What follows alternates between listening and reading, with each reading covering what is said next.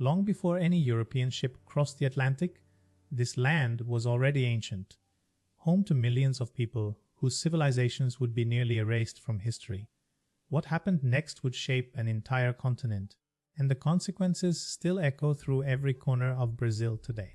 Before 1500, the land now called Brazil was home to over 1,000 distinct indigenous nations, speaking hundreds of languages and building sophisticated societies along its rivers and forests. The Tupi, the Guarani, the Kayapa, and countless others had developed agriculture, astronomy, trade networks, and rich ceremonial traditions over millennia. On April 22, 1500, Portuguese navigator Pedro Eleuveres Cabral made landfall on the coast of what he called Ilha de Vera Cruz, the island of the True Cross. He had no idea he had arrived at a continent, and the people watching from the shore had no idea their world was about to be destroyed. Portugal's first interest in Brazil was purely commercial. The Brazilwood tree, whose bark produced a prized crimson dye, drew traders to the coast in exchange for metal tools. But this uneasy barter economy would not last long, as Portugal soon realized the full agricultural potential of its vast new territory. By the mid-1500s, Portugal had transformed Brazil's northeast into the world's largest sugar-producing region, and to power it, they began the forced transportation of enslaved Africans across the Atlantic. Over the next 3 centuries, more than 4 million Africans would be brought to Brazil in chains, the largest forced migration in human history. Enslaved Africans did not accept their bondage passively. Thousands escaped into the interior and formed independent communities called quilombos, where they preserved African traditions and fought to remain free. The most famous, Quilombo dos Palmares, survived for nearly a century and at its peak sheltered over 20,000 people under the legendary leader Zumbi.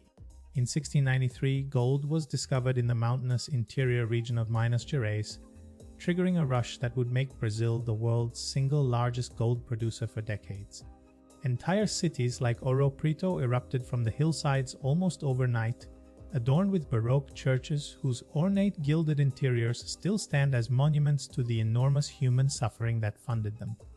Inspired by Enlightenment ideals and the American Revolution, a group of Brazilian-born intellectuals and military officers in 1788 conspired to overthrow Portuguese rule and declare independence. Their plot was betrayed before it could begin, and its most celebrated member, Joaquim José da Silva Xavier, known as Tiradentes, the Tooth Puller, was hanged and quartered, becoming Brazil's first great martyr for freedom. In 1808, Napoleon's invasion of Portugal triggered one of history's most extraordinary royal retreats. The entire Portuguese court, nearly 15,000 people, boarded ships and fled to Rio de Janeiro. This improbable event transformed a colonial backwater into an imperial capital almost overnight and set Brazil on an irreversible path toward independence. On September 7, 1822, Dom Pedro I, son of the Portuguese king, declared Brazil's independence from Portugal on the banks of the Ipiranga stream, crying out "Independencia ou morte," independence or death. Unlike most of Latin America, Brazil's break from its colonial master came without a prolonged war, but the new empire inherited the oldest and deepest wound of all slavery remained untouched. On May 13, 1888, Princess Isabel signed the Lei Áurea, the Golden Law, abolishing slavery in Brazil, the last nation in the Western world to do so. Nearly 4 million enslaved Africans and their descendants were legally freed, though true equality and justice remained distant, elusive promises.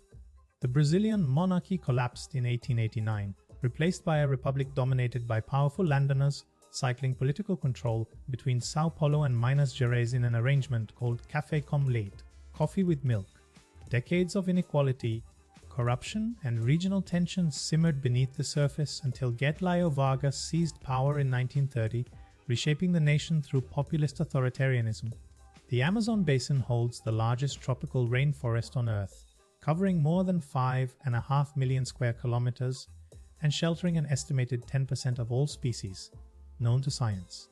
For thousands of years it was home to complex indigenous civilizations, and today it remains the lungs of the planet, irreplaceable, vast, and increasingly threatened.